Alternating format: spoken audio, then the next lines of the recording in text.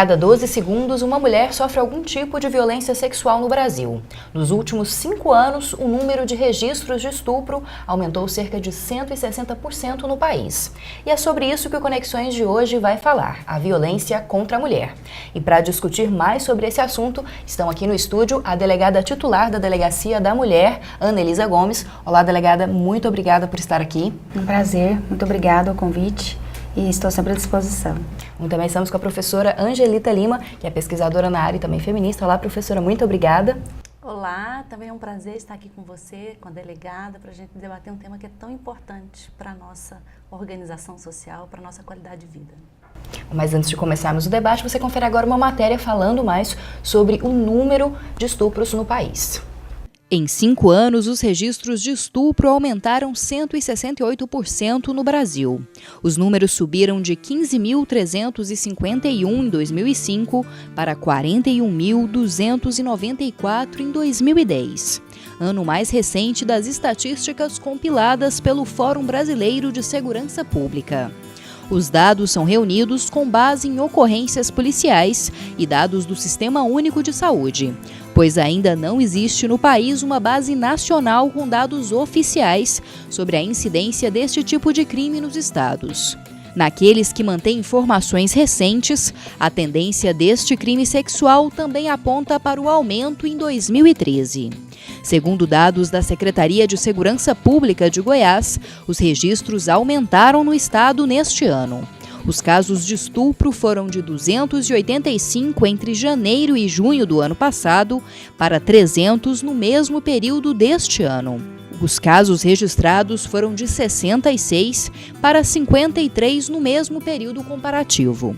Apesar do aumento no registro de casos de estupro, houve alguns avanços nos últimos anos, como a aprovação da Lei 11.340 de 2006, conhecida como Lei Maria da Penha, que coíbe a violência doméstica, e também a criação de uma comissão parlamentar mista de inquérito da violência contra a mulher, e a criação de um Banco Nacional de Dados sobre a Violência contra a Mulher, que deve ficar pronto em 2014. Bom, delegada, segundo dados do Fórum Brasileiro de Segurança Pública, os registros de estupro aumentaram nos últimos 5 anos. Como é que é a situação aqui de Goiânia? Os registros têm aumentado e a senhora acredita também que esse aumento de registros possa ser uma mudança na atitude da mulher que sofre essa violência sexual? Eu acredito que sim. Em relação aos números nacionais, que diz que houve um aumento realmente em todo o Brasil do número de estupros, eu acredito que isso está relacionado realmente à postura da vítima, que hoje ela se vê violentada e agredida não só por aquele agressor desconhecido, que muitas vezes a captura na rua, enfim, leva para uma região de mato, de lote baldio, enfim, pratica o estupro, mas também dentro de casa. Os estupros acontecem muito, são praticados muitas vezes pelos companheiros, pelos maridos, pelos namorados, por parentes próximos, vizinhos, e muitas vezes essas vítimas não denunciavam ou eram orientadas por seus familiares, pais, mães, que não fizessem as denúncias. E hoje essas denúncias estão sendo feitas, as pessoas estão procurando mais a polícia e os fatos estão sendo apurados. Então, eu acredito que realmente esse aumento dos números nacionais está relacionado a essa nova postura da vítima, que hoje realmente não admite essa situação de violência. Felizmente, em Goiânia, comparando o período desse ano com o mesmo período do ano passado, houve uma redução sensível, que a gente tem sim que festejar, dos números de estupro, e é o que indica realmente que a apuração dos fatos e a participação imediata das polícias, tanto a civil quanto a militar, na imediata investigação dos crimes, isso tem sim feito com que os agressores desistam da sua prática criminosa. Bom, professora, a senhora que pesquisa nessa área, o que a senhora tem a dizer em relação mesmo a essa postura da mulher e também do agressor? Ele continua sendo um familiar, geralmente um familiar próximo ou alguém de confiança da mulher? Bom, as últimas pesquisas no país, e a delegada deve saber disso, né, elas indicam que o perfil tanto do agressor como o tipo de violência que sofre a mulher no país permanece o mesmo. Ele é um perfil vinculado a uma concepção de gênero, né, de que a mulher, na sua essencialidade feminina, ela é um ser frágil, e é uma violência, então, que ela é gestada, vamos dizer assim, no ambiente doméstico. A violência pública, ou seja, externa ao ambiente doméstico, ela é mais recorrente aos homens, aos jovens, aos homens, e as mulheres permanecem refém da violência doméstica. E isso indica que, apesar da atuação da polícia, que é extremamente importante na coibição e na punição, há uma necessidade ainda de um imenso trabalho do ponto de vista cultural, do ponto de vista das mudanças das relações, da igualdade das relações no âmbito familiar e doméstico, para que essa realidade se modifique, né? Então, a questão da notificação, por exemplo, ela foi e é uma grande batalha. Se hoje aumenta o número de notificação por uma mudança da postura, essa mudança, com certeza, ela tem muito a ver com a Lei Maria da Penha, que faz aniversário nesse mês de agosto, ela tem muito a ver com a ampliação desse debate, mas ela ainda é refém também do silêncio familiar, porque muitas vezes o estuprador, o agressor, ele é a autoridade da família, é o pai, é o padrasto, tem uma relação de afeto aí que complexifica a intervenção tanto da polícia, a delegada sabe disso, quanto das organizações que se dispõem, que existem para apoiar as mulheres, crianças e adolescentes nessa situação. Enfim, as notícias são boas e são ruins. São boas porque algo está mudando e são ruins porque o quadro é muito grave. Assim, o último relatório nacional de homicídios femininos no Brasil, ele aponta, delegada, que Goiás está em segundo lugar, ocupa o segundo lugar em termos comparativos, com dados de 2011. Em 2010 era o 7º lugar, agora ele está em segundo lugar em homicídios no Brasil. E aí, nesse caso, quase não tem problema de notificação, porque a notificação é do atestado de óbito. Ou seja, a subnotificação ela é menor do que no caso da denúncia da violência, nos casos de homicídios. Então, ou seja, e Goiânia também tem um alto índice de homicídio feminino e, sobretudo, mulheres de 17 a 40 anos, ou seja, exatamente na idade em que as mulheres estão se amadurecendo intelectualmente, ocupando lugar no mercado de trabalho, decidindo a sua vida. Esse é o momento em que a violência mais a atinge, ou seja, interfere profundamente na vida dessas mulheres e de seus filhos, enfim, se houverem nessa coisa.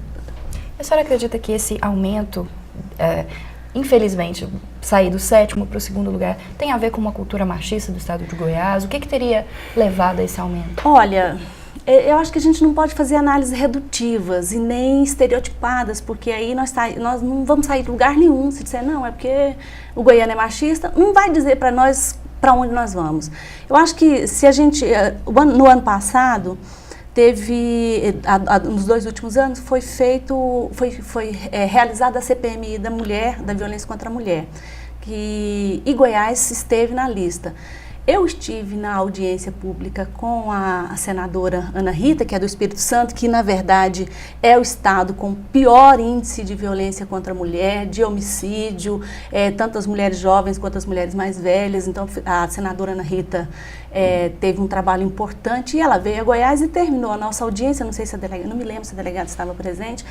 Ela disse assim, olha, em poucos estados encontrei uma estrutura tão deficitária no tocante à articulação dos organismos para enfrentar a violência contra a mulher.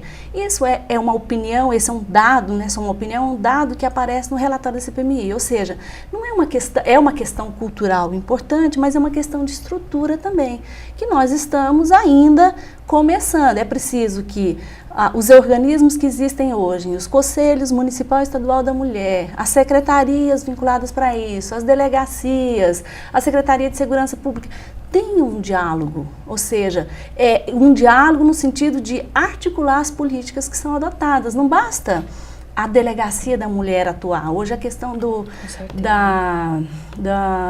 IML para fazer a dificuldade da mulher que tem que ir à delegacia e depois se retirar da delegacia e ir ao IML para fazer o corpo de delito e voltar, isso é um indicador de políticas fragmentadas, né?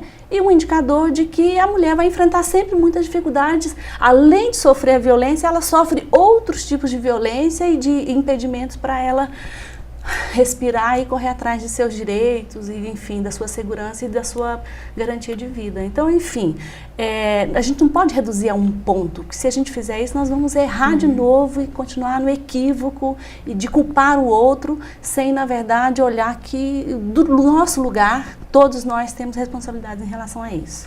A delegada, a senhora falou um pouquinho em relação à atuação da Polícia Civil, Polícia Militar. Hoje em dia, como que acontecem as investigações, a prisão dessas pessoas, também a questão de manter essas pessoas, às vezes, estupradores contumazes, que repetem esse ato. Como é que está isso hoje no Estado? Antes eu gostaria de voltar ao que a professora colocou, em relação a essa segunda colocação do Estado de Goiás em número de homicídios contra mulheres. Esse dado ele assusta muito, mas essa colocação ela não está diretamente relacionada à violência doméstica. Goiás existe realmente a prática de homicídio contra mulheres, mas a maioria dos números está relacionada, a maioria das mortes está relacionada ao tráfico de drogas. Não está relacionada à prática de violência doméstica. Falo isso com absoluta certeza. Em relação aos dados referentes aos estupros praticados, quando nós recebemos essas estatísticas na delegacia, nós fazemos um estudo sobre isso para realmente tentar identificar os locais, as regiões onde são praticados os crimes.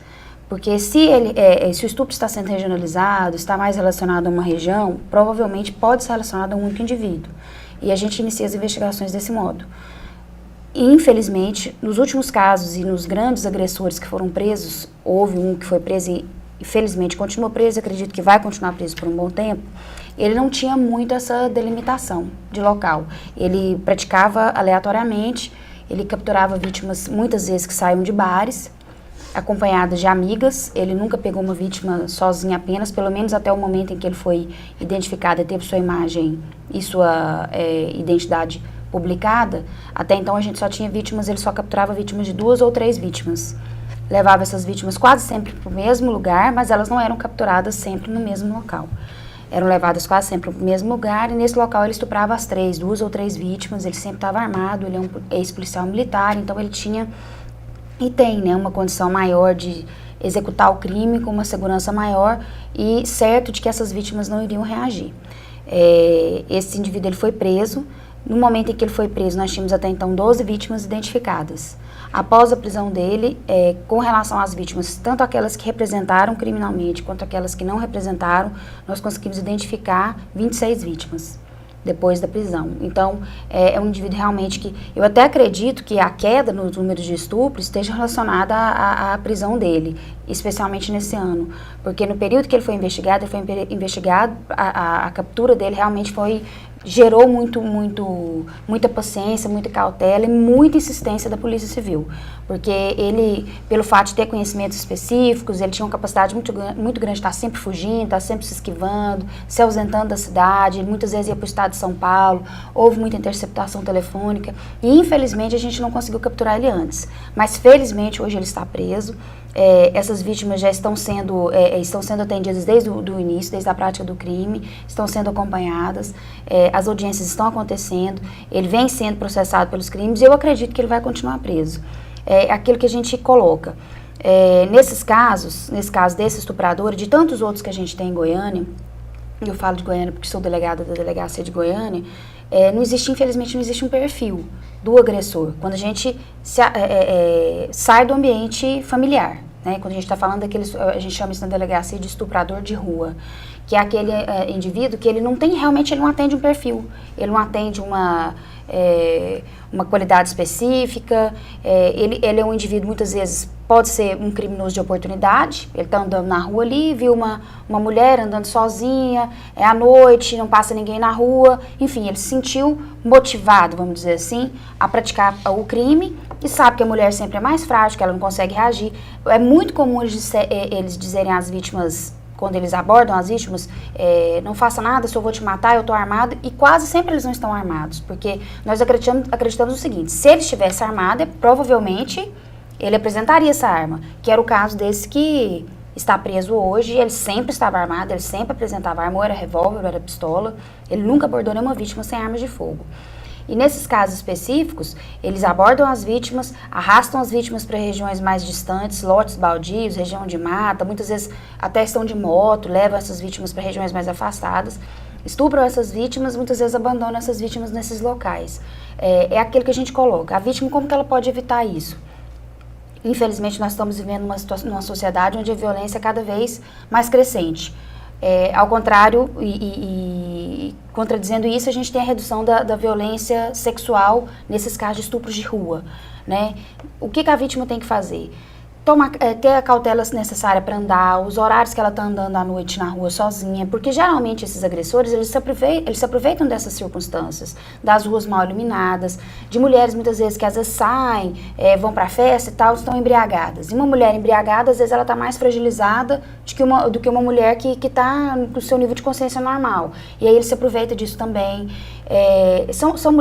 São vítimas, às vezes, que são pegas pela má sorte realmente, sabe? São circunstâncias ao redor ali do local onde ela está que favorecem o agressor. Bom, então agora nós vamos para um rápido intervalo e continuamos discutindo esse tema no próximo bloco.